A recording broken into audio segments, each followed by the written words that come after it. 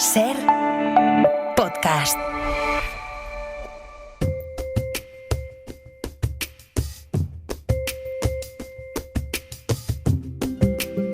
Hoy por Hoy Magazine.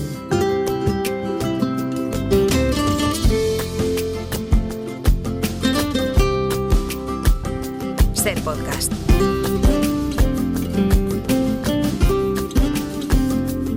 Abrimos la sección de Nacho Carretero y Aitana Castaño en una semana en la que todo el país es norte. Nacho Carretero, buenos días. Buenos días, madre mía. Lo hacen, claro, lo hacen para que no eches de menos Galicia. Pues lo están consiguiendo. Entonces abren el grifo y dicen, Nacho está en Madrid, venga, que llueva. Y Esto ya de está. no, si en Madrid no llueve. No, en Madrid no para de llover, pero es que en Cataluña tampoco. Yo he estado este fin de semana y no ha parado de llover en todo el fin de semana. O sea Sí, que sí. ya llueve en todas partes. Qué bonito empezar la sección hablando del tiempo. Qué bien. Es como si fuéramos en un ascensor. Mira, que sube la del Exacto. tercero. Aitana Castaño, ¿qué tal? Muy buenos días. Hola, ¿qué tal? Buenos días. Yo tengo otra aportación a este tema. ¿Vale? Primero, yo estoy como el tiempo, mirar qué voz tengo. Pero segundo, ¿cuántos días tiene enero? Pregunto. 30 o Porque a mí me da la 31, sensación de que 31. a mí me da la sensación de que tiene como 227, ¿sabes? Y El que- otro día leía un tuit de eso. A la gente se pero le es hacía que- muy largo enero. Sí, pero yo creo que es peor febrero todavía.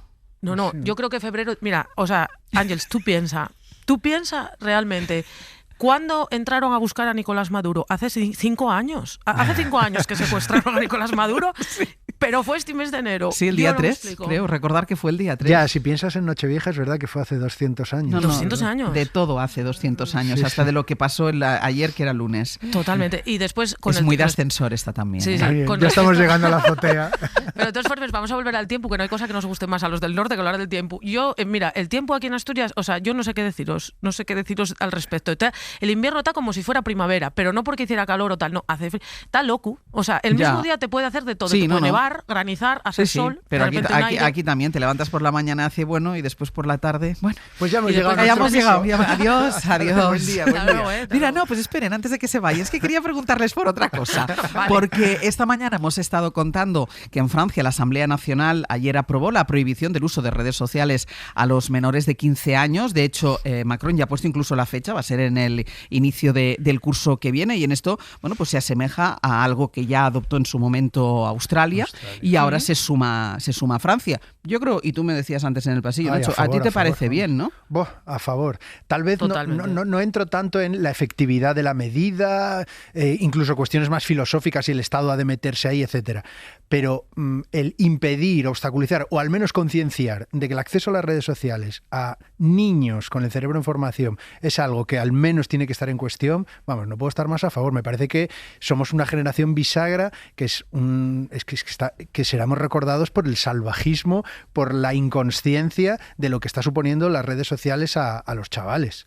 ¿A ti también te parece bien, Aitana? Sí, totalmente, porque además, y es lo que dice Nacho, yo creo que si vamos uno a uno a chavales, a chavalas de menos de 14 años, preguntándoles lo que les suponen las redes sociales, de verdad que en muchos casos te van a decir como... O sea, cosas que recuerdan a la ansiedad, ¿sabes? Sí. O sea, que lo que les provoca es muchas cosas más malas que buenas. Entonces, a mí me parece muy bien, como me parece muy bien que a los críos más pequeños no se les... O sea, se les permita más jugar con el mundo que con tablets o con tal. Yo solo le veo un problema, que es una medida que debería ir acompañada, no con la regulación, porque esto no se puede regular, evidentemente, pero con la concienciación de los padres claro, sí, de sí, que sí. ellos tampoco tienen que estar pegados a una pantalla y a las redes sociales, porque tú le puedes prohibir a un menor Claro. de 15 años, que ya es, o sea, ya tiene criterio, tiene cierto criterio. Tú no le puedes prohibir si en su casa, cuando llega a su casa, su madre y su padre están enganchados a la pantalla. Yo esto lo he visto en Totalmente. cantidad de veces. Entonces yo creo que esto tiene que venir acompañado de una concienciación que no se puede regular, pero que debería formar parte de cada uno de nosotros. Es que esto, y ya termino de indignarme, pero esto está por ver las consecuencias. Quiero decir, somos un poco la primera generación, y hablo de las generaciones que estamos viviendo ahora, somos como una punta de lanza que está por ver las consecuencias de un cambio tan radical e inédito. Nunca había ocurrido que exista un yo virtual, una realidad virtual, y que haya niños y niñas pegados a una pantalla en constante hiperconexión y con una especie de yo extendido, Sí, que es un sí, yo sí. virtual. Eso está por ver las consecuencias. Yo creo que dentro de varias generaciones mirarán atrás y dirán, Madre mía, lo que sufrió esta gente. Sí. Yo, ¿sabes lo que pienso? Que además es que éramos mucho mejores cuando no sabíamos a todas horas lo que pensábamos de todo. Ya, pero esto en general. Bueno, las consecuencias de la sí. sobreinformación, del torrente, están claras ya. Sí. O sea, la gente está más enfadada, más radicalizada, posiciones más polarizadas. Esto ya es una consecuencia que estamos viendo ahora. Faltan muchas otras que ni siquiera sabemos aún. Os voy a preguntar, vosotros... Pusimos intensísimos. No, pero es que me parece muy bien. Pero espera, todavía una última pregunta, que se va a subir otra persona al ascensor. Vale. ¿Usas mucho las redes sociales, Aitana? A ver, yo las uso también un poco por tema laboral. Creo que las usaba más que las uso, pero en cualquier caso yo soy dentro, pongo lo que tengo que poner y me voy. Y de hecho, ¿sabéis lo que hago en Twitter? Yo sigo en Twitter, porque la pocilga, yo sigo a la pocilga, sí lo digo. Entonces yo lo que hago, pongo cualquier cosa que sé que va a ser polémica y silencio las notificaciones. Entonces yo a veces me avisa algún amigo, oye, ¿qué montaste y tal? Pero bueno, yo creo que las uso más de lo que se debería usar. Pero bueno, sobre todo eso, para poner cosas de curro y del libro. ¿Y sigues a alguna denominada influencer o un denominado influencer? No. La verdad que no. De hecho, hay veces que me tengo que hacer como lo interesante, en plan, sí, pero no conozco a la mayor parte de ellos. A mí me gustan influencers un poco raros. Por ejemplo, os recomiendo que sigáis a José Bustos, que es un chaval extremeño que cría cabras, que es simpaticísimo, que te apetece ir a vivir con él a cuidar cabras. Entonces yo sigo a este tipo de influencers, ¿Y no tú? a Lola Lolita y estas cosas. ¿Y tú, Nacho? Pues las uso más de lo que querría. De hecho, es triste, pero hasta momentos de desinstalar la aplicación del móvil para no sucumbir a la tentación o esconderla dentro de una subcarpeta. Es que es increíble, es como esconder la heroína. Es tremendo, por eso digo que estoy escandalizado, escondiendo con un cajón con llave para quitarme. Es como... pero aún así sí, las uso, las miro mucho, las uso no tanto, las consulto mucho. Y sobre influencers, es que yo no soy consciente... Ahora le preguntaremos a nuestra invitada al ascensor. ¿Quién es influencer? Claro, ¿qué diferencia puede haber entre creadores de contenido que yo sí sigo e influencers? Que me da la sensación de que no. Porque claro, es que cuando pensamos en influencers siempre pensamos en este tipo de personaje en las redes sociales. Hola a todos, traigo un unboxing muy especial y es que he recibido este paquetito de Shein. Este es un paquetito muy especial porque le he pedido muchísimos accesorios y ropa a mis peques. Hoy comparto por aquí un mini blog de mi operación, la liposucción de brazos que me realicé la semana pasada en Banda Clinics junto con el cirujano Marco Requena. Ya estoy en la puerta de notaría y estamos esperando a nuestra persona de confianza, la persona que se encarga de gestionar absolutamente todos nuestros inmuebles. De gestionar todos nuestros inmuebles. Vale, esto no lo sigo, ya puedo responder. No, yo tampoco. Y además me estás preguntando muchos, que dicen ellas, me están preguntando muchos. Sí, yo tampoco seguiría la liposucción de nadie. Por favor, a ver. Bueno, son personas, estas influencers o estos influencers, a los que hemos dejado vender de todo, bolsos, bodas, esmaltes de uñas, liposucciones, a las rabietas de sus propios hijos, a los que sacan sin pudor también a través de las redes sociales. También les hemos dejado ejercer todo tipo de profesiones. Han sido asesores de moda, dietistas, entrenadores deportivos, consejeros financieros, decoradores y terapeutas. Y si hay alguien que ha contribuido a quitarle el filtro al fenómeno influencer es Lorena Macías. Ella es publicista, es profesora de creatividad y marketing digital, es creadora de la cuenta Hazme una foto así y autora de 100 años de Mendigram. Lorena, ¿qué tal? Muy buenos días. Muy buenos días, encantada de estar aquí en esta conversación de ascensor. De subirte al ascensor con nosotros. Maravillosa. Mira, sí. pues el vecino del cuarto preguntaba, ¿qué diferencia hay entre un influencer y un creador de contenido, una creadora de contenido? No sé si nos da el viaje para todas las para la tesis. especificaciones, pero Rascacielos necesitaríamos. Yo creo que se sintetiza en que un influencer es alguien cuya vida genera interés y un creador de contenido es alguien cuya manera de contar la vida o de divulgar sobre un tema genera interés, pero el foco no está puesto en su vida personal. Es decir, ¿cómo se nota que es profesora, eh? Sí, si no está puesto en su vida personal, entonces ¿qué hace? O sea, ¿qué contenido generan? Bueno, hay personas que divulgan, ¿no? Que nos hacen accesible la ciencia, como por ejemplo Javier Santaolalla. Hay humoristas, hay personas que divulgan sobre nutrición o nos comparten su día a día en la cocina, nos acercan a otros mundos, como este que criaba cabras, que ha comentado Aitana, ¿no? Uh-huh. Esas personas que crean un contenido a partir de su realidad que o no del te área de intentan especialización. vender algo. Claro, o bueno, si lo hacen, porque al final la publicidad es lo que financia todos los medios de comunicación, también las redes sociales, si lo hacen con cierta honestidad y siempre desde su área de actuación y con unos productos o unas marcas en las que más o menos tengan coherencia, no te anuncian una liposucción de brazos. Y una influencer es la que te cuenta su vida, la que te dice, yo he quedado a comer con las amigas, me he puesto esto y mis niños hoy están maravillosos. Eso sería una influencer. Exacto, una persona cuya vida nos genera interés. Y ahí cuela la publicidad también, en su vida. Y ahí también bien y es lo decir, hace... me voy de cena y me pongo este bolso que es de tal marca. Efectivamente, lo hace de una manera mucho más orgánica, porque probablemente la cena también sea un intercambio, sea una consumición que pagan con esa visibilidad en redes. Entonces, bueno, lo puede hacer de una manera mucho más natural, no nos damos cuenta de dónde está ese límite entre publicidad o persona que ha ido a cenar y nos ha recomendado un restaurante. Vamos a hacer una pausa, ¿no? Que estás estás cogiendo aire. Hoy por Hoy Magazine. Ser podcast. Pasas mucho tiempo en Instagram, ¿qué pasas? Seguramente habrás visto la típica amiga lejana o prima segunda que de repente ha pasado de publicar sus vacaciones en Benalmádena a hacer reviews de potitos o de bañeras infantiles o de latillas de mejillones o de un coreano nuevo que han abierto en su pueblo. ¿Esto por qué? Pues porque ahora esta amiga tuya o prima o conocida se ha convertido en una influencer UGC, que es el acrónimo en inglés de contenido generado por el usuario. Estas influencers son, para que nos entendamos, las primas baratas de las influencers de toda la vida. O sea, no hacen publi porque tengan millones de seguidores, sino porque saben grabarse a cámara con cierta naturalidad mientras te recomiendan un champú o una crema. Pero spoiler, casi siempre gente contratada para parecer gente no contratada.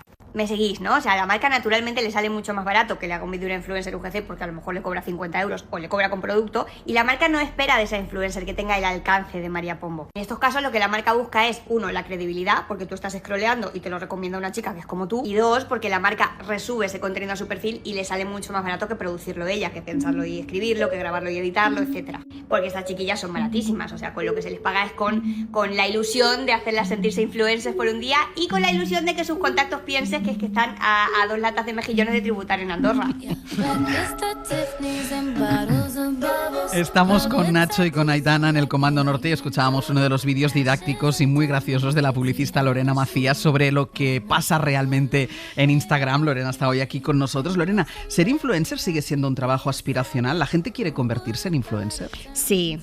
Si la gente quiere que sus contactos piensen que está negociando con grandes marcas, ¿no? Como decía en el vídeo. Y bueno, figuras como esta de los influencers UGC están poniéndolo al alcance de mucha más gente, ¿no? Antes era algo que una marca te tocaba la puerta cuando tú tenías 100.000 seguidores, ahora eres tú la que toca la puerta de la marca y dices, mira, tengo 1.000 seguidores, pero mira qué bien edito o mira qué bien grabo a cámara. Y entonces esa marca te paga una cantidad muy modesta o a veces incluso producto por ese vídeo del cual tú cedes los derechos. O sea, te convierte en soporte publicitario. Así es. O sea, influencers explotadas.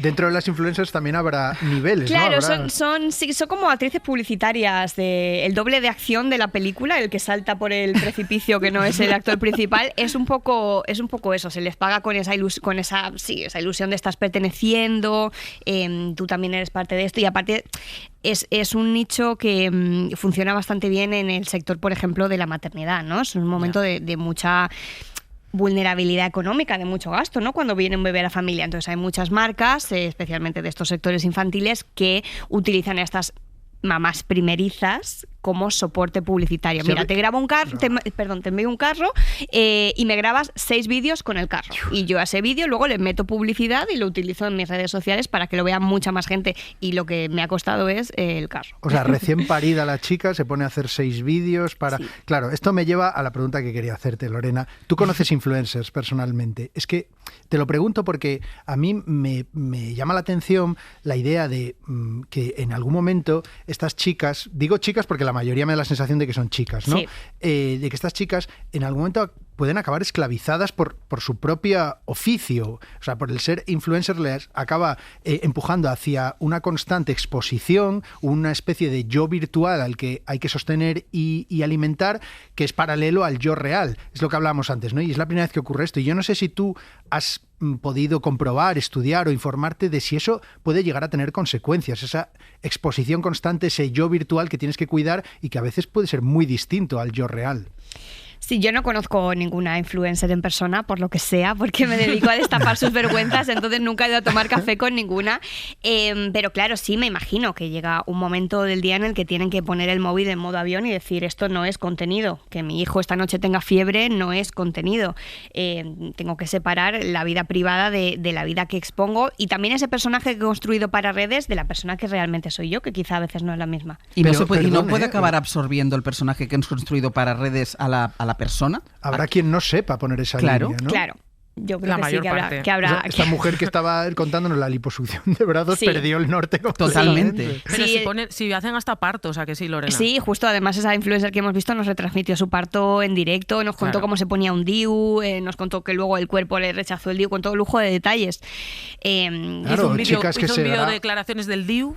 Chicas que se graban, me acaban de dar una mala noticia y se graban llorando y digo, tienes un problema, empezaste a llorar y cogiste el móvil, le diste a grabar y te pusiste a llorar dentro de la pantalla, lo siento, tienes un problema. Sí, de hecho hay una influencer...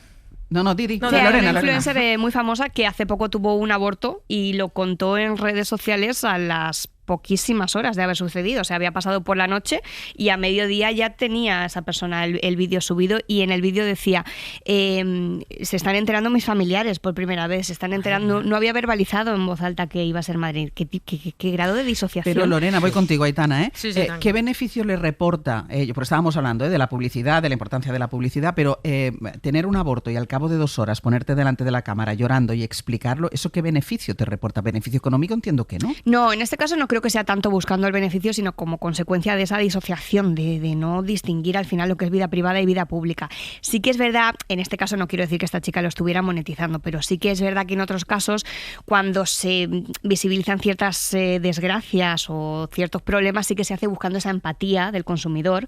Por ejemplo, la vida de alguien, de una influencer que está intentando ser mamá y lleva 2 años en el proceso. Al final eso empatiza porque conecta con muchas mujeres que están en esa situación. Y al final eso también conecta con muchas clínicas que ven ahí un escaparate para promocionar sus servicios. Entonces, no hay una rentabilidad de manera directa, ni estoy diciendo que este caso concreto del aborto sea, pero sí que al final hay una manera de decir, yo también tengo problemas y te cuento estos problemas para que tú conectes más conmigo. Aitana, perdona. Bueno, nada, no.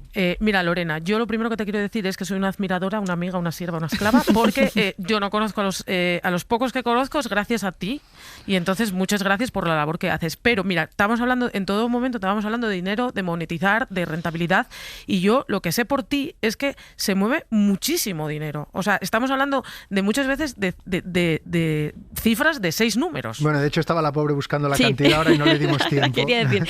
Sí, bueno, las cifras globales de este año no han salido, pero sí que se rumorea que pueden superar por primera vez en la historia a las de los medios tradicionales, es decir, televisión y todo eso. Sí que tenemos los datos del año pasado, de 2024, o sea, se publicaron en 2025 y los de 2024, y había crecido un 59% con respecto a 2023 y la cifra total fue 126 millones de euros invertidos en influencer marketing. Es decir, eso dividido en stories y en reels, sí, en España. Eso dividido en stories y en reels, pues nos da cifras muy generosas y muy abultadas, sí. Pero estamos hablando de que las marcas se han dado cuenta de que les sale más a cuenta, o no más a cuenta económicamente, sino que tiene más repercusión algo contado por una influencer que un spot en la tele, por ejemplo. Claro.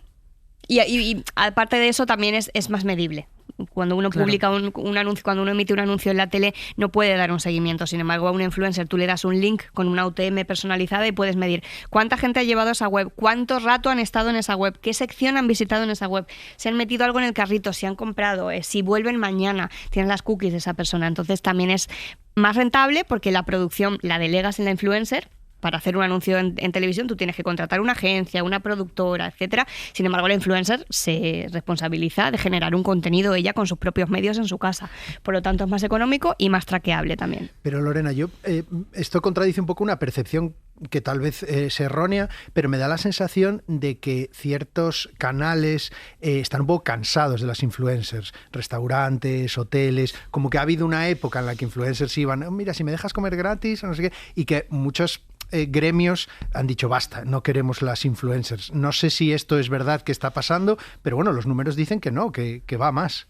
Claro, yo distinguiría también ahí, ¿no? Entre el emprendedor que tiene un restaurante en Benalmádena y todos los días recibe del orden de 15 mensajes de hola. En el restaurante de mis padres pasaba, ahora os cuento un salseo. Ahora lo cuentas. Que todos los días recibe decenas de mensajes. Yo que desde la agencia gestiono perfiles de marcas lo veo también la otra cara. Todos los días 15 mensajes de personas que quieren ir a comer gratis a tu restaurante. una vez eso se profesionaliza y tú eres una marca que sí que tiene un presupuesto destinado a influencer marketing y tú buscas activamente los perfiles que consideras interesantes para tu marca, es distinto. No es gente viniéndote a mendigar, a tocar a la puerta. María Pombo no llama a la puerta para pedir que la dejen comer gratis. La verdad que no creo. Bueno, un espeto y ya está. Cuéntanos el salseo. No, el salseo, oye, que os acordáis de... Mira, yo una vez me dijeron, ¿sabéis quién está ahí? Sanchís, Toño Sanchís. Y yo miré buscando el del Real Madrid, el jugador del Real Madrid. Pero no, era Toño Sanchís, el que era, que trabajaba con Belén Esteban, que era pues ese hombre, aparte de que se portó fatal, era en plena pandemia y fue un maleducado, después nos decía, voy a colgar una foto en mis redes sociales en el bar de tus padres. Y yo le dije, no, por favor. No nos interesaba para nada. Primero, no tenía pensado invitarlo al cachopo, eso ya para empezar, pero dos, no, por favor. Pero sí es cierto, mira, hablabais ahora de María Pombo, de podemos hablar de Dulceida y tal. Yo lo que voy a preguntar a Lorena para que nos explique, porque hablamos de algunas influencias que son empresas ya, que son auténticas empresas, que dan trabajo a muchas personas.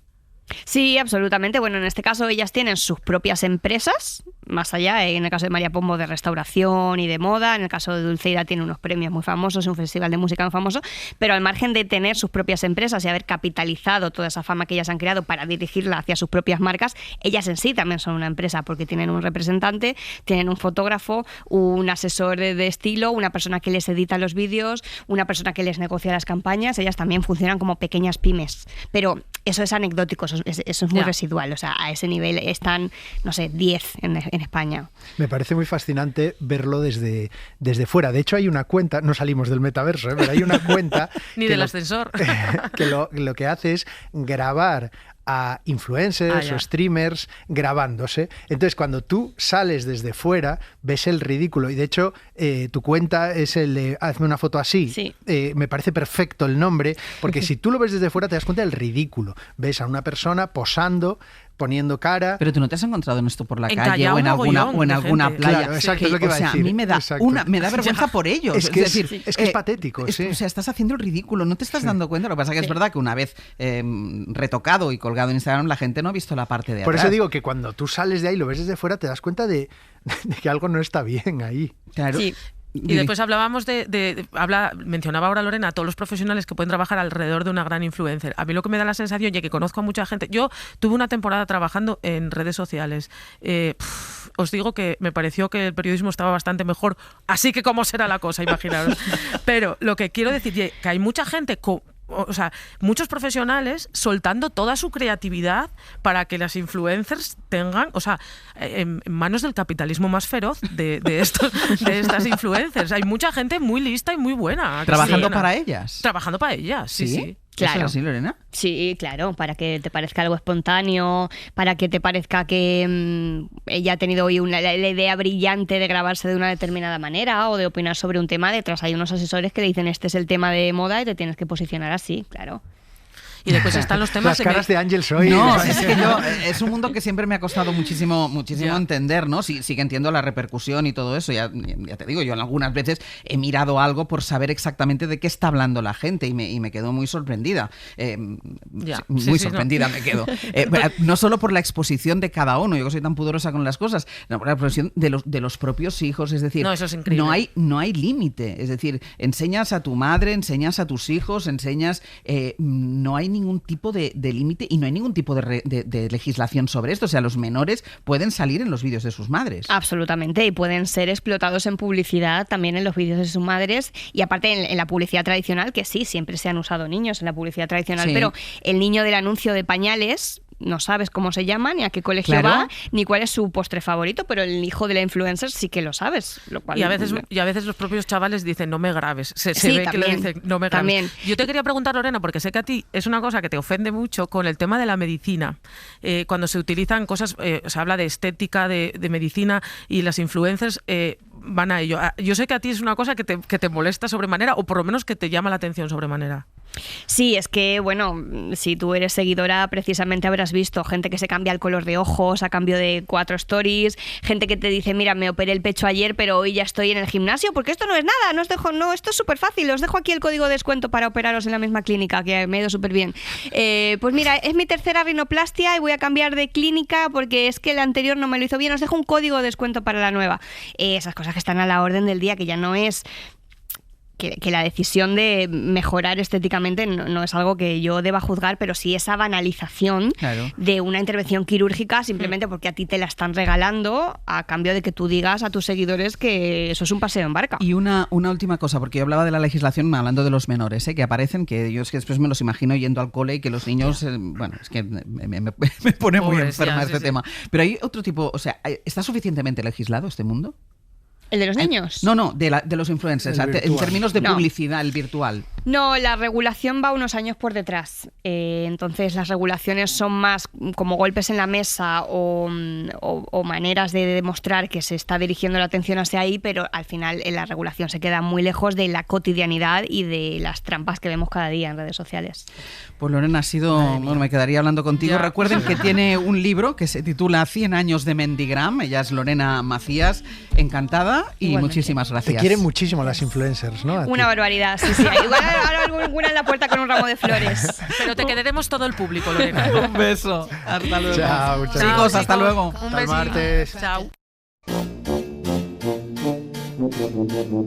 Hoy por Hoy Magazine.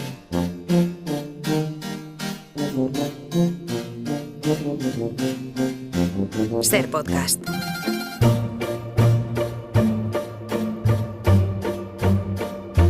Cada martes les ofrecemos historias de una mujer mayor de 65 años. Casi todas las protagonistas son mujeres anónimas y por eso nos representan a todas. A ellas, a nuestras Miss Experiencia, las encontramos en nuestro buscador de Google. Es Chema Rodríguez. Chema, ¿qué tal? Muy buenos días. Muy buenos días. ¿Y a quién has invitado hoy?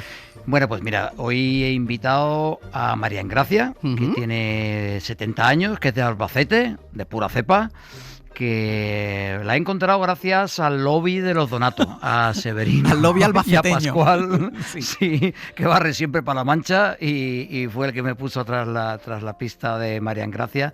Ella me contaba hace unos días que, bueno, y es algo muy común entre nuestras mises, que su vida pues había sido muy sencilla, rutinaria, que ya no tiene nada que contar, que bueno, que no había habido sobresaltos, que su vida ha sido muy feliz, vamos, que no daba, ¿no? Para ese tipo, claro, en realidad ahora lo comprobaréis y lo comprobarás, pero bueno, ahora vamos a ver que detrás de cada mujer hay una gran historia y detrás de ella lo hay también, y que tirando del hilo pues hemos descubierto algunos momentos muy graciosos en su vida, como cuando pues iba para monja, pero se cruzó en su vida el rubio, ahí lo dejo, y ella nos contará ahora quién es el rubio, ahí te la dejo. Pues mira, vamos a saludar a María Engracia. ¿Qué tal? Muy buenos días. Hola, buenos días. ¿Qué tal estás? Pues muy bien. Aquí esperando a que te preguntemos. Sí.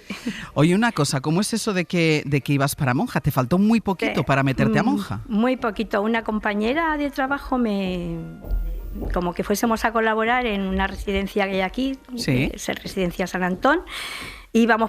Trabajábamos muy temprano entonces, porque esto es del año 74, y trabajábamos a las 7 de la mañana, pues a las 5 nos levantábamos, nos íbamos a colaborar allí, porque dice que nos íbamos a ir de monjas, vamos. Todas las teníamos, todas por la tarde a rezar, después del trabajo, tal. Y la verdad es que convencida. Y ella sigue todavía de monja. O sea, ella se metió a monja y tú no. Ella siguió de monja, pero yo en este momento del trabajo, otra compañera me dice, mira qué vida más aburrida llevas, ¿por qué no te podías venir por ahí a dar un paseo, lo que antes eran las discotecas que estábamos?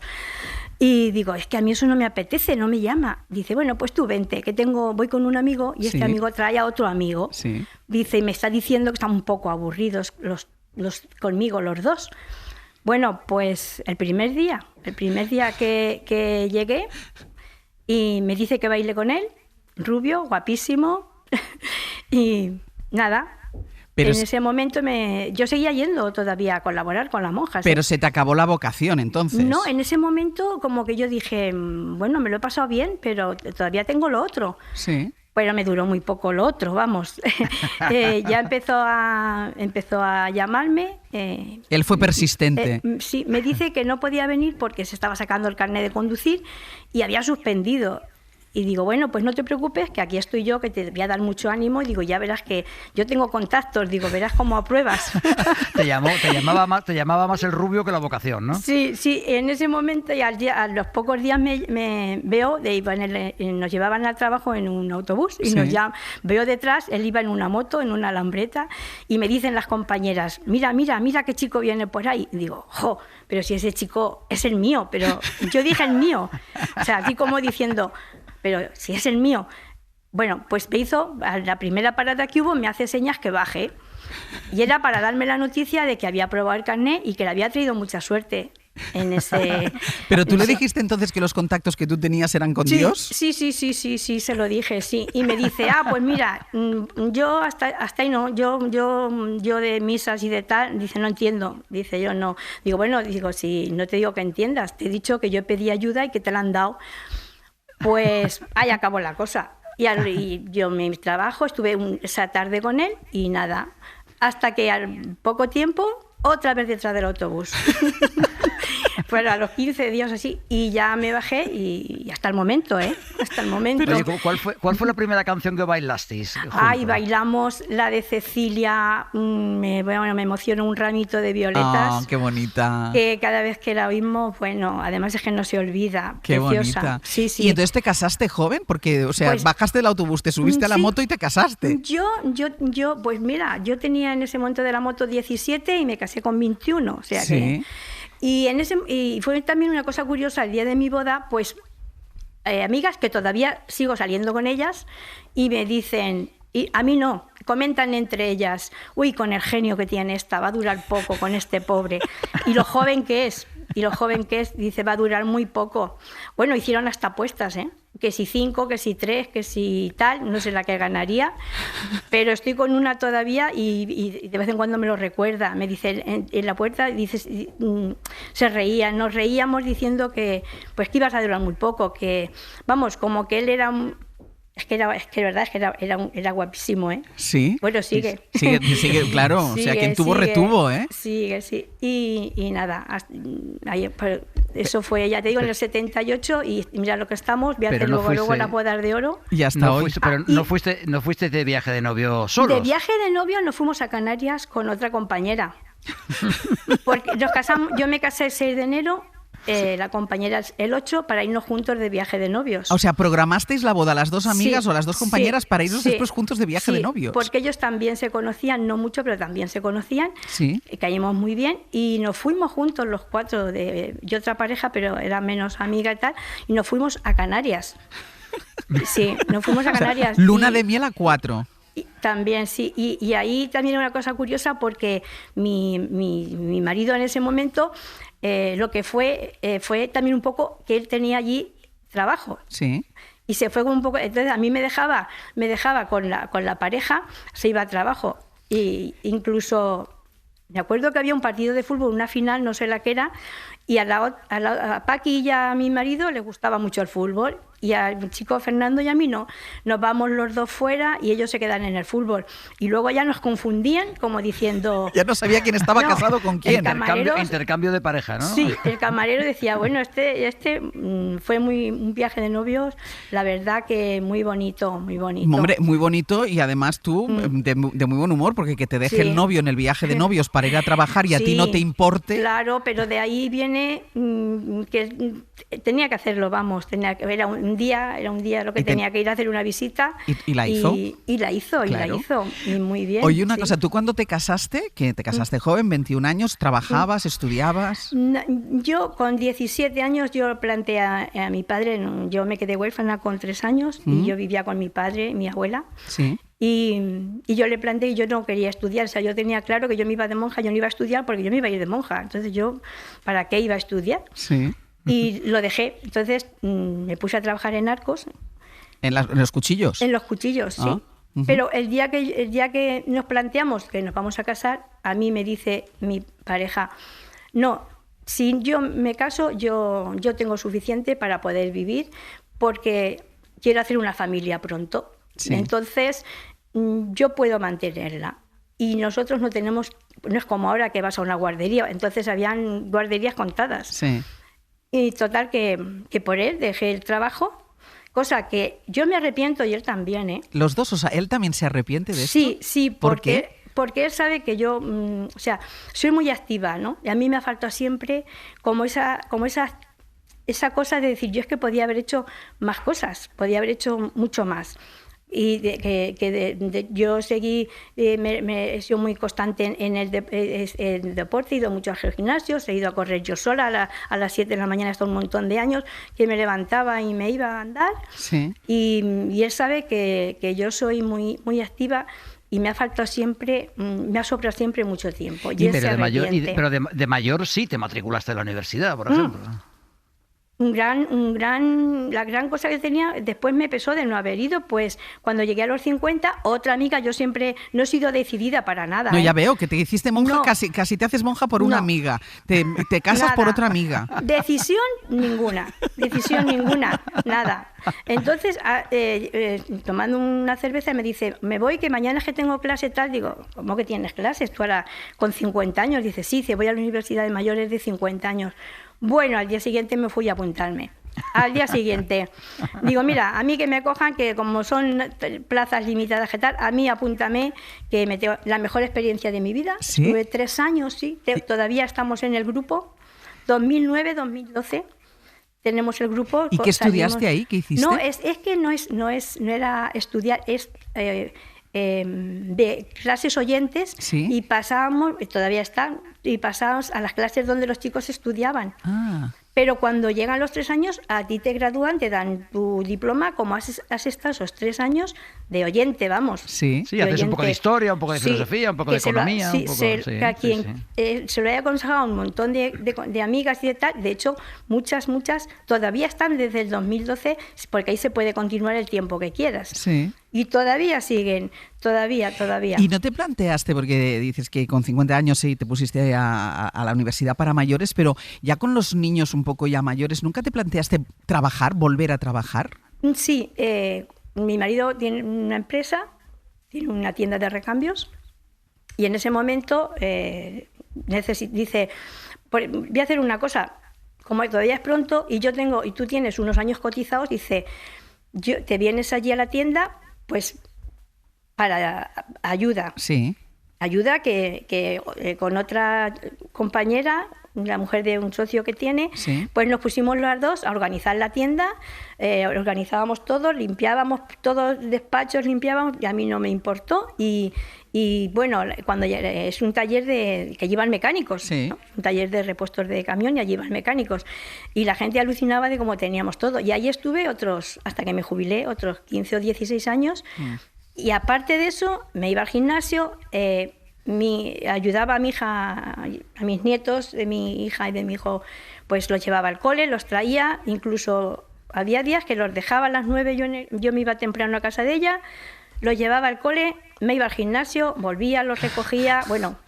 O sea, las amigas me decían, que ya has hecho bastante deporte hoy. O sea, tú eres activa y lo sigues siendo. Lo sigo siendo. Sí, yo voy normalmente 3 días a la semana al gimnasio, pero es un gimnasio de mayores, entonces la gente que me conoce sabe que estoy medianamente bien, entre comillas. Me levanto y muchos días, casi, como es a las 9, me voy a las 8, me voy a darme una caminata y después me voy al gimnasio.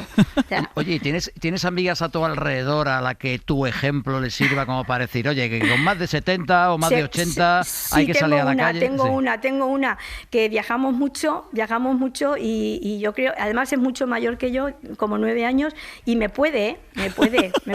Te agota. Ella va siempre conmigo y me puede. Y tienes un hijo y una hija, ¿no? Me ha parecido entender. No, tengo un hijo mayor con 48 años ya. Sí. Tengo otro con 44 y una chica con 40. Tengo 3. Y en el caso de la chica, ¿tú le has dicho, o sea, tu idea era que siempre que tus hijos estudiaran? Por supuesto, los 3 tienen sus carreras. Y la verdad y a mi hija se lo digo, y además ella lo dice, yo no he estado estudiando, psicóloga, yo no he estado estudiando para ahora dejarlo. Entonces ella Ella sigue, mis 2 hijos igual. Pero eso era muy habitual, María Gracia, eso era muy habitual en tu época, en tu momento. Las mujeres cuando se casaban muchas dejaban de trabajar, que luego muchas, lo que tú dices, muchas se han arrepentido. Sí, muchas han vuelto y muchas se han arrepentido. Sí, yo creo que la mayoría, porque incluso yo tengo amigas que dejaron de trabajar y luego volvieron otra vez a la fábrica. Sí, claro. Yo tuve la oportunidad de irme con mi marido y tuvieron la oportunidad de irse a la fábrica, ¿no? Sí. Pero tu padre, por ejemplo, tu padre fue una persona muy importante para ti, era un hombre muy liberal, muy abierto. Mi padre, mi madre, fue todo. Además era un hombre que tú le decías en esa época que tú decirle a tu padre que vas a venir o que te vas a ir de viaje con tu novio que tiene un hermano en Madrid, te vas a verlo, pues no les dejaban, la verdad es esa. Y a mí mi padre jamás me dijo nada, al contrario. Tú vive tu vida, sé feliz, con mucho cuidado, controla tu vida y ya está. ¿Y tampoco te hubiera dicho nada si te hubieras metido a monja? Tampoco, porque él además tenía una prima hermana monja, o sea, tampoco me hubiese dicho nada. No. Mi padre era todo lo que sus hijos dijeran. Es lo que el hombre, siempre dentro de unos límites. Sí, claro. ¿Has visto, tienes en el radar la película Domingos? Los domingos. Sí, la tienes ahí para verla, ¿sabes de qué va? No. Pues búscala. Búscala porque a lo mejor te recuerda algo. Me lo han dicho que la vea. Sí, no sé por qué salió el tema, porque además es que colaboro. La verdad es que he conseguido mis 2 metas. Ir a la universidad. Y un poco colaboro con la parroquia mucho, soy catequista, 29 años. Sí. Entonces, como que mis 2 metas que tenía las tengo ahí. He logrado llegar a ellas. Claro, lo has conseguido. Y luego, siendo tan activa como eres, ¿formas parte de alguna asociación, de algún tipo de movilización? No, estoy en Mujeres en Igualdad, es una asociación que hay aquí en Albacete, que la verdad que muy bien, hay muchas charlas, hacemos viajes y tal, pero vamos, yo soy una más de las socias. ¿Y eres fiestera? ¿Te gustan las fiestas? Bueno, y los viajes, lo que más me encanta son los viajes. Hace 20 días que vine de Londres, he estado los viajes, me he recorrido, me encanta viajar. ¿Y qué país? ¿Qué destino hay que piensa? Dice, el siguiente al que tengo que ir es este, pues me encantaría. Es que teníamos París, los castillos, hemos estado en septiembre, ya hemos ido a Londres, porque dice mi hija, mamá, estoy sacando unos billetes. Y yo digo, no, 4 no, son 6. Y alucina, dice, pero si no te he dicho dónde. Digo, bueno, pero es que yo me voy contigo. Y muy bien, sí. Ahora lo próximo, bueno, me gusta muchísimo viajar a Madrid, vamos como 3 veces al año. Ahora tengo el día 15, iré 2 o 3 días tengo una nieta de 21 años y otra de 15. Sí. Pues fui abuela muy joven, a los 48 años. Sí.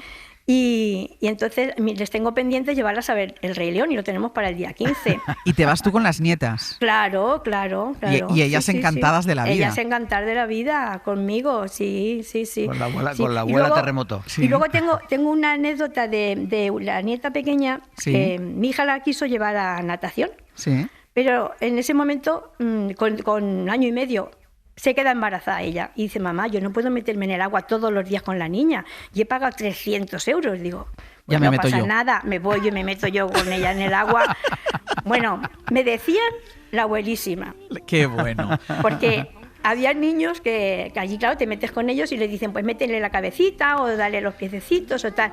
Y un chico que conocía era amigo de mi hija y me dice, nada, este niño no quiere hacer nada conmigo, solo con su madre, que tal. Digo, toma, cámbiame a Sofía por el niño. Y contigo lo quiso hacer todo. Y conmigo lo hacía. Bueno, y decías que no eras una Miss Experiencia. Mira, ¿Qué ibas a contar? Es que iba a decir, Chema iba a decir ahora, y decía María Gracia que no tenía nada que contar ella. Sí, venga. Sí. Bueno, y otra anécdota muy graciosa, que me he casado 3 veces con el mismo marido sin separarme ninguna, ¿eh? O sea, 3 veces has pasado por la iglesia. Sí, por la iglesia. Y no lo iba a decir, pero es que me ha salido ahora mismo. Pues muy bien. Y me he casado 3 veces. En el 78, mi boda... Con el rubio de la Alambreta. Con el rubio de la Alambreta. Sí. María Gracia, un beso. Es que lo tengo que dejar aquí, pero es que me ha encantado hablar contigo. Otro día vuelves. Otro día, eso es. Un beso. Adiós. Gracias. Chema, un beso. Hasta el martes. Adiós.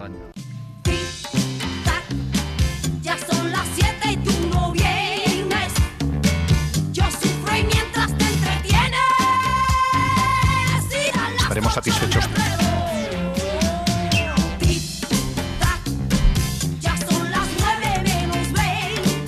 Brian Pérez, buenos días. ¿Qué tal, Ángels? Buenos días. Tic-tac, son las 11:09 de la mañana, las 19 en Canarias. Bueno, he puesto las grecas porque ya estamos acabando un poco enero como las grecas, precisamente. Sí, ya estamos un poco como las grecas. Llevamos exacto. gran parte del día hoy diciendo que enero se nos está haciendo un poquito largo. Hay muchas teorías sobre esto. Que febrero es más largo Para que enero. Para mí febrero todavía. Es peor que enero. Aunque tiene menos días, ¿no? Pero enero vienes de las fiestas de Navidad y febrero es a palo seco, ¿eh? No sé, pero sí que es verdad que yo siento como que las vacaciones de Navidad fueron en el Pleistoceno anterior. Hace mucho de aquello, ya ni me acuerdo. Bueno, todo, cuéntanos.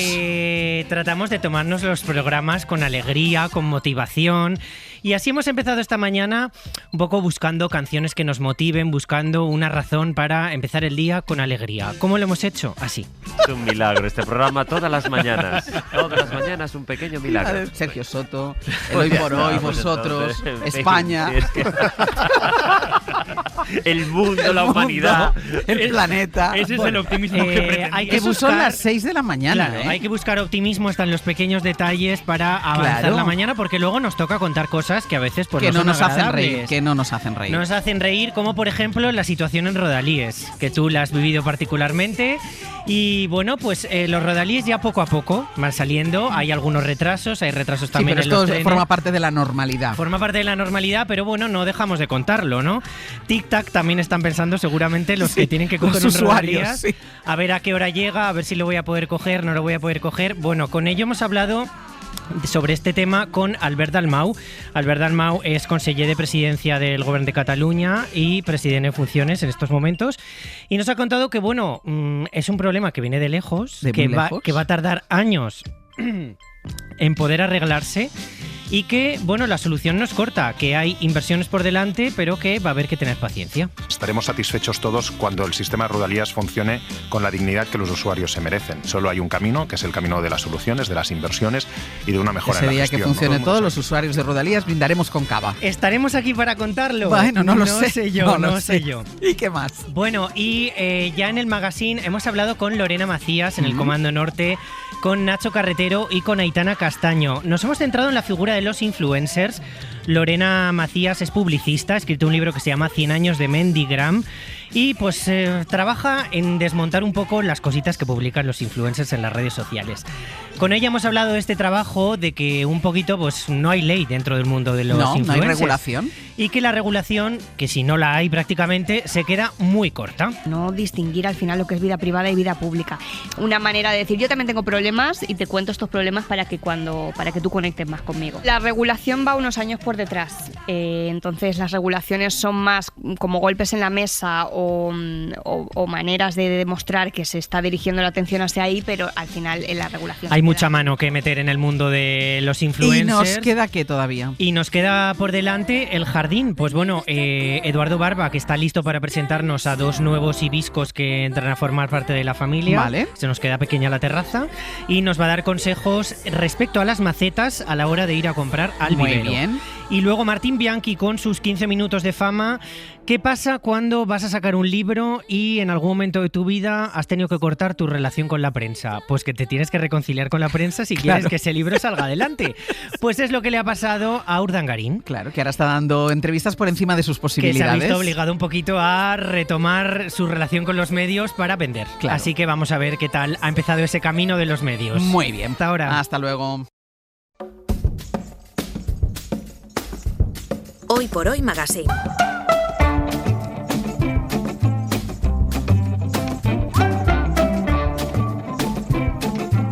Ser podcast.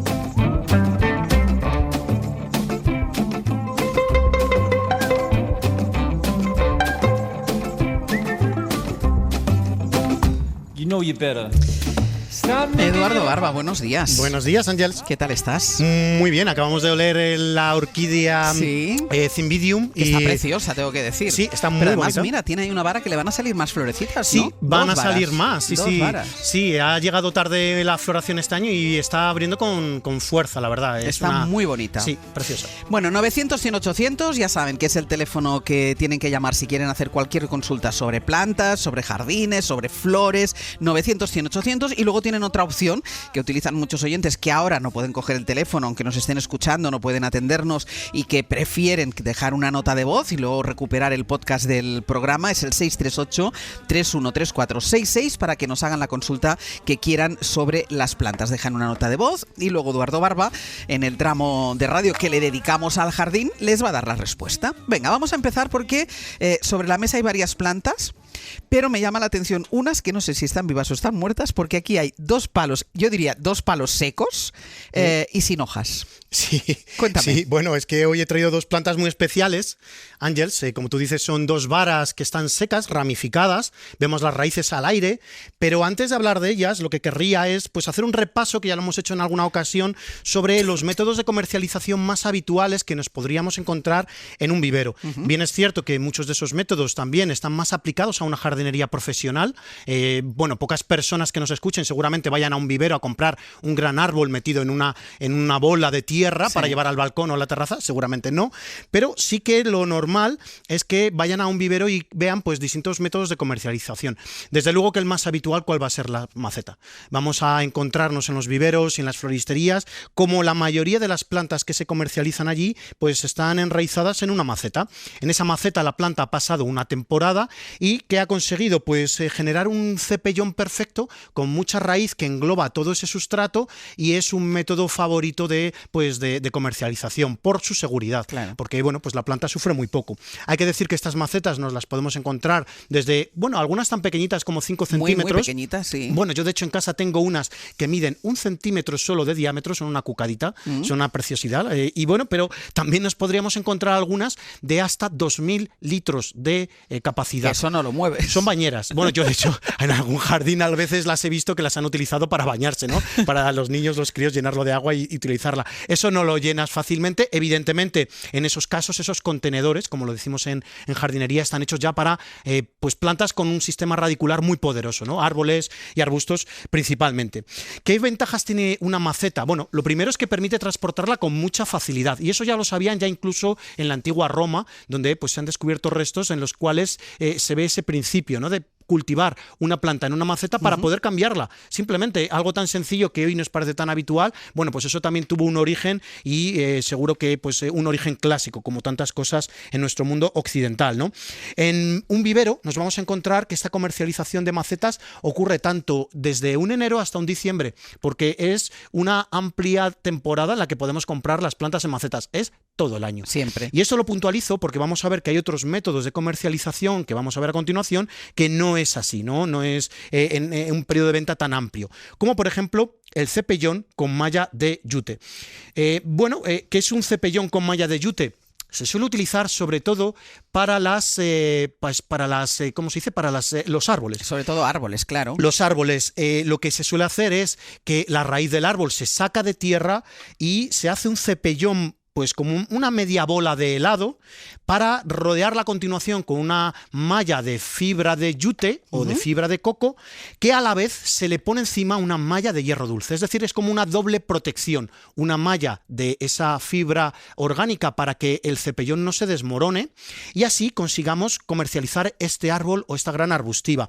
Porque hay que ver cómo se producen los árboles. Nosotros cuando ya vemos el árbol muchas veces en la ciudad, pues lo vemos plantado en tierra, en su alcorque, en un viario, en una calle, sí. Pero eso procede de un vivero también.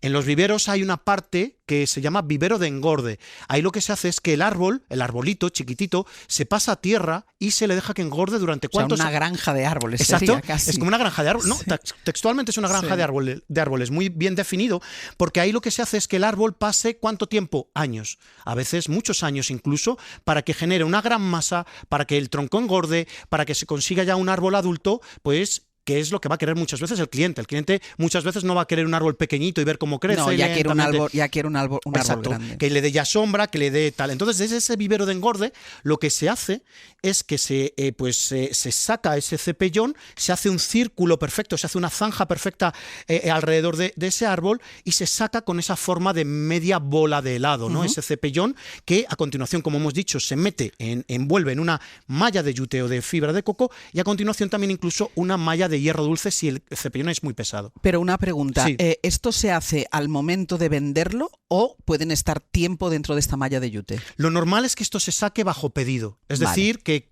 cuando llega el momento de la comercialización, que son los meses fríos, es cuando se hace. Esto se hace principalísimamente con plantas caducas, principalísimamente, porque las plantas perennes tienen otro ciclo, ¿no? Sí. Esto se hace solo con plantas que vayan a tirar la hoja, que se defolien. Entonces, en el momento de parada vegetativa, entre un O sea, noviembre y cuando un duermen. febrero, exactamente, es cuando se sacan. Y se saca bajo pedido. ¿Por qué? Porque si no se vende, este árbol va a sufrir. Claro. Y puede llegar incluso a morir. Entonces, bueno, pues eso solo se hace en el momento de parada vegetativa invernal de la planta, que son esos meses entre noviembre y un febrero, por ejemplo. Vale, pero tú me has explicado aquí toda la teoría, pero sigo sin saber estos dos palos, Estos estas dos dos palos. varas que has traído, ¿qué son? Porque no están ni en maceta, yo ¿No? creo que están muertas, ni con un cepellón envuelto en yute y en una malla dulce. no. Nada. Aquí lo que tenemos son plantones a raíz desnuda. ¿Y eso también se vende así? Se vende así. Bien es cierto que, de nuevo, es un método de comercialización que es más destinado muchas veces a profesionales. O también, por ejemplo, imagínate que tienes un jardín y quieres hacer un gran seto de, por ejemplo, 100 metros de aligustre, aligustre. Bueno, no pues, sé qué es el aligustre. El aligustre es un arbusto autóctono, sobre todo uno, que es el Ligustrum vulgare. El aligustre es una planta de la familia del olivo. Si pones aligustre, te va a aparecer ahí en pantalla. Ahí está. Lo hay perenne, como el Ligustrum lucidum, que es el aligustre del Japón, o uno que es semicaduco, que es el Ligustrum vulgare, que es el nuestro, el autóctono, el de muchas partes del Mediterráneo. Bueno, pues esa planta, como es semicaduca o incluso caduca, se puede vender, se puede comercializar también así, sin nada de raíz sin nada de tierra, pegada a la raíz. Se vende totalmente, por eso se llama plantón a raíz desnuda, porque lo que se hace es que desde esos viveros de engorde, aquí la planta no se suele dejar pues tan grande, aunque yo también he recibido y he plantado árboles a raíz desnuda, grandes. Lo que se hace es pues lavar perfectamente toda la tierra alrededor de la raíz. Sí, no lleva ni una gota de arena. Ni una gota de arena. ¿Cómo se sabe si ese plantón a raíz desnuda es de calidad o no? Por la gran cantidad de raíz fibrosa que muchas veces va a tener. Lo que más nos interesa en estos arbolitos o en estos arbustos de hoja caduca que se venden a raíz desnuda es que tenga mucha raíz fibrosa, porque esa es la que hace sobre todo la absorción de agua y de nutrientes. Entonces, Pero ¿y esto qué planta es? ¿Estas dos plantas qué plantas son? Bueno, pues tenemos aquí una joya que nos ha regalado pues el colega y amigo Santiago Andrés. Vienen desde un lugar tan lejano como Italia. Tan maravilloso. Y estos hibiscos son muy especiales porque tenemos, bueno, primero que hablar qué es el hibisco. El hibisco ya hemos hablado de él alguna vez porque es lo que se llama también rosa de Siria. Aunque no provenga... Es una planta que adoro. Bueno, es que es una maravilla. Que adoro. Los hibiscos es que tienen tienen buen rollo. Es de esas plantas que las ves y dices, mira, es qué felicidad. maja. Un hibisco es felicidad. Es exuberancia, es color, te recuerda al verano, te recuerda a esos momentos plácidos en un jardín, cerca de la playa, del monte, de las montañas. En el norte de España se planta muchísimo. Sí. En Cantabria, en Asturias, en Galicia se planta mucho este Hibiscus syriacus, que es la rosa de Siria.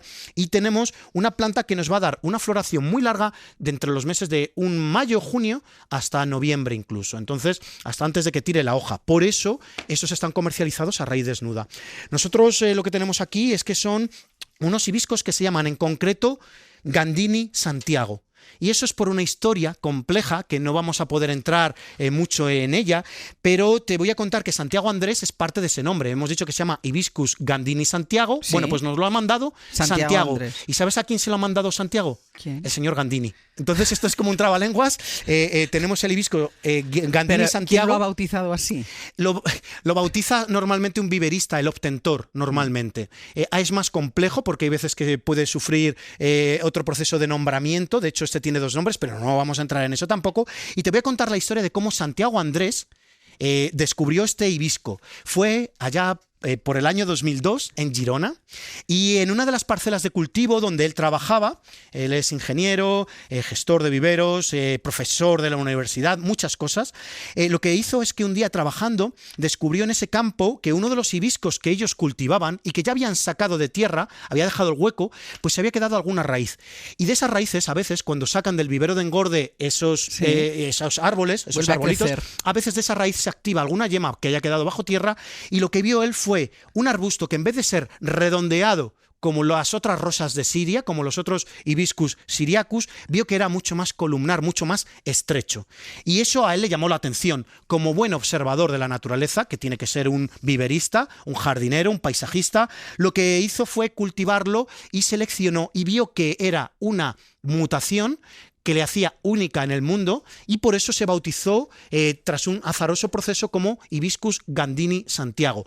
¿Qué es lo que tienen de peculiar estos hibiscos? Un momento, o sea, Sí. nadie había visto esta planta antes. No, porque las mutaciones, primero, hay que estar ahí cuando ocurren, y segundo, detectarlas. Porque cualquiera que hubiera pasado por esa finca, exacto, tú, cualquiera, no, tú sabes ya de plantas, sí. exacto, tú hubieras dicho, uy, mira, este hibisco es columnar, me lo llevo, póngame 3. Pues ahí él lo que hizo fue identificarlo. Y claro, tienes que estar en el momento. Las mutaciones en la naturaleza es uno de los grandes secretos de la evolución. Si de repente a un animal, a un vegetal o a cualquier otro organismo vivo le ocurre una cosa única que a los otros individuos de esa especie no, pues puede ser una ventaja evolutiva. Y eso, si da ventaja, se propaga. Pues bueno, vamos a hacer una cosa, vamos a escuchar una llamada y después me cuentas qué vamos a hacer con este Hibisco gandini Santiago y cómo lo vamos, porque esto va para la terraza, ¿no? Esto va para la terraza. Pues ahora vamos a verlo. Vamos a escuchar una nota de voz, ya he dicho que podían ponerse en contacto con nosotros a través del teléfono directo o dejando notas de voz al 638-313466, y eso es lo que ha hecho Carmen de Sevilla. Hola, buenos días. Eduardo, quería preguntarte, mira, tengo una zamiaculca o zomiaculca, que no lo sé pronunciar muy bien. Y mira, estaba muy bonita, yo la tengo más bien en sombra, que me dijeron. Pero mira, se le han puesto 2 de las ramas, se le han puesto todas amarillas. Una ha perdido totalmente la hoja. Todas las hojitas, al tocarla, se le han caído. Ha quedado una verde, entonces no sé qué debo de hacer, si sacarla y ponerle otro sustrato o tratarla de otra manera. Yo la riego un poquísimo, que es lo que me dijeron. Por favor, dame un consejo. Un beso para los dos. Por favor, bueno, dame pues, un consejo. Carmen. Pero yo tenía entendido que esta planta no se pone mala casi nunca, ¿no? Bueno, a ver, siempre es verdad. Mira, hoy que subía en el ascensor con uno de los compañeros, cuando me ha visto estos palos de los hibiscos, me ha dicho, ¿qué llevas hoy aquí, Edu? Digo, pues llevo esta planta que es durísima, es una maravilla, muy florífera. Dice, bueno, eso decís siempre, que es muy dura, pero luego cuando nos las llevamos a casa mueren. Bueno, claro, porque todo tiene una razón de ser y todo tiene también un margen y unos límites. La zamioculca, que da igual cómo la pronuncies, Carmen, tú pronúnciala como a ti te parezca, tú la tienes que bautizar y ponerle el nombre que te sea fácil y sencillo.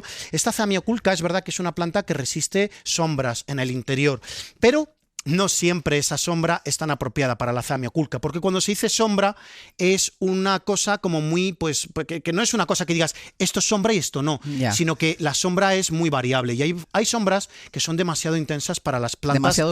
Demasiado oscuras. Entonces, muchas veces lo que tenemos que tener en cuenta siempre, Carmen, cuando compremos por primera vez una planta que nos digan es para sombra, lo primero que tenemos que hacer en casa no es colocarla en el sitio definitivo. Eso lo hemos hablado aquí alguna vez. Lo ideal es acostumbrar a esa planta al sitio definitivo. ¿De qué manera? Pues primero la colocas cerca de la ventana para que esa planta ya sufra una disminución de luz con respecto a lo que traía del vivero. En un vivero estas plantas no se cultivan en sombra, se cultivan con mucha luz para que sean muy fuertes y crezcan muy rápido y se puedan comercializar rápido. Entonces, primero etapa de cerca de ventana, luego segundo, etapa de mitad de zona a la definitiva y último, la definitiva. Y de esa manera la planta va acostumbrándose en un periodo de varios meses, se podría decir, pues cada mes la vuelves a dar un movimiento hacia adentro y así esa planta se acostumbra. Pero claro, en este caso, que la tenía y se le ha puesto mala. Las hojas amarillas habría que ver si son las más viejas. Si son las más viejas, la planta lo que está haciendo es reabsorber nutrientes de las más viejas para cederlas al nuevo crecimiento. Si son hojas nuevas, peligro, danger. Ahí ya estamos sobrepasados. ¿Qué hacemos?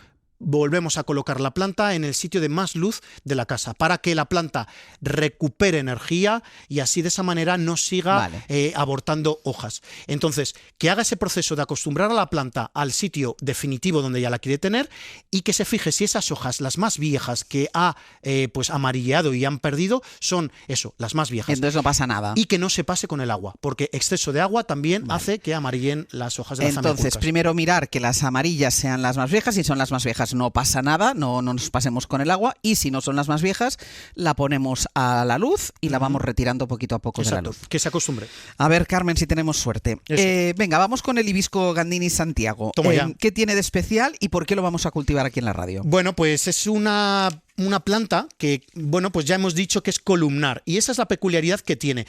Bueno, primero vamos a definir las flores, antes de que se me olvide, porque son unas flores que son bellísimas, son unas flores bonitas, de un color violeta claro, y que tienen además una mancha en la base de cada pétalo que se expande como en líneas, desde una mancha central. Como si se le hubieran dado pinceladas hacia arriba. Sí, con una brocha gorda. Sí. Es una auténtica belleza, porque el púrpura, este púrpura violeta y el rojo, todos sabemos que es un contraste fortísimo, poderosísimo, ¿no? Entonces, lo curioso de este hibisco es que solamente mide 1 metro de ancho. Solamente 1 metro de ancho. Vale. Es una columna perfecta, y eso lo hace apropiado ¿para qué? Pues para terrazas, por ejemplo, y balcones. Imaginaros que tenemos una terraza y dices, mira, yo es que quiero una planta arbustiva en un buen macetón, porque te quepa un buen macetón, y bueno, que no ocupe mucho de ancho, porque claro, una terraza no puedes tener una planta que abra 4 metros. Crece hacia arriba y solo 1 metro. De hecho, tengo pendiente, Ángels, hablar un día para los oyentes ideas de plantas muy columnares, muy estrechas para cultivar en casa. Entonces, eso es lo bueno, que esta planta va a poder estar en un sitio súper estrecho. Y eso va a salir de estas 2 varas que yo diría que están muertas y están secas. De estas 2 varas, lo que voy a hacer, esto no se puede postergar, esto en cuanto termine el programa las voy a enmacetar, las voy a meter cada una en una maceta para que esa raíz no se deshidrate, porque un plantón a raíz desnuda no se puede deshidratar lo más mínimo, y lo que vamos a hacer va a ser pues esperar a que en la primavera brote. Va a brotar con una fuerza inusitada, Ángels. Ya vas a ver, porque los hibiscos son una de esas plantas poderosas, son una de esas plantas generosas con la vida y que tienen muchas ganas de vivir, aunque tú aquí veas 2 palitos o sea, secos. De estos 2 palos secos van a salir 2 hibiscos maravillosos. Hay que decir, que no lo he dicho, uno es púrpura y el otro es blanco. Vale, y los regaremos como siempre, que tocando, y que cuando le falta agua se riega. Al hibisco le gusta tener agua siempre, con buen drenaje. Es una planta que le gusta tener agua, puede vivir con un poquito de sequía y pleno sol. Eso sí, cuanto más abonado. Abonado cuando ya tenga la brotación, no va a ser necesario porque tiene un sustrato nuevo, pero luego más adelante un par de abonados al año para que nos eche un montón de flores. Pues la semana que viene más. Hasta la semana con que estos viene. Hibiscos en la terraza. Aquí, Gandini Santiago a tope. Venga, My Heart. Parece una marca de pasta de espagueti. Sí, o una canción de las que le gusta a Sastre. También de estas italianas. Hasta la semana que viene.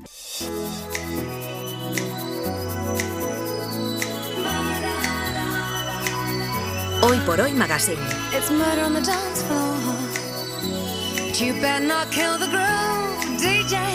Gonna burn this goddamn house right down. Ser podcast. Oh, I know. Martín Bianchi, buenos días. Buenos días. Ya nos decías que tendríamos plancha la semana que viene. Tú sabías algo que el resto no sabíamos. Pero tú no sabes lo que me pasó el martes, porque dije eso y me empezó a escribir mucha gente de los medios preguntándome yo para qué abro la boca. Claro, y yo también pensé que claro, luego cuando ya lo vi este fin de semana El País Semanal, con esa entrevista a Iñaki Urdangarín, que se ha reconciliado con la prensa. ¿Se ha reconciliado? ¿No? Bueno, vamos no, yo digo, no le ha tocado otra, porque está apareciendo en muchos medios. ¿Verdad que está apareciendo? No en muchos. No, todavía, espérate, que viene, bueno, todavía viene queda. Lo mejor, claro. Todavía le quedan medios por recorrer. Medios por recorrer. Me impresiona mucho lo aborbonado que está. ¿Tú crees? ¿No le ves cara de Borbón? Mira esa portada.